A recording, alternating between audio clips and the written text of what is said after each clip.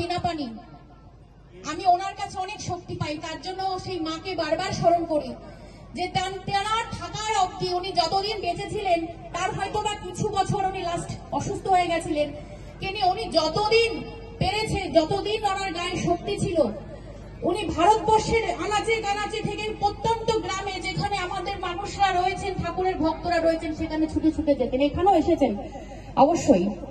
তো তিনি একজন মা হয়ে, একজন মাতৃ জাতির শক্তি হয়ে আমাদেরকে সেই শক্তিটা দেখিয়েছেন যে মায়েরাও সমস্ত কিছু পারে।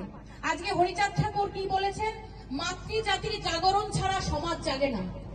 একটা সমাজকে জাগতে গেলে একটা মায়ের ভূমিকা প্রচুর।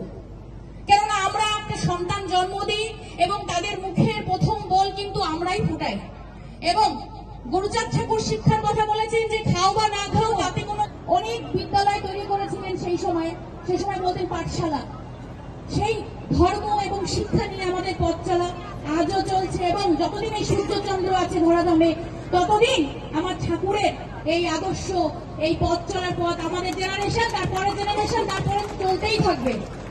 সুতরাং আমাদের শুধুমাত্র একটাই করা উচিত, চিন্তা ভাবনা করা নেওয়া উচিত, সংঘবদ্ধ না হলে শক্তি বৃদ্ধি করা যায় না। যার জন্য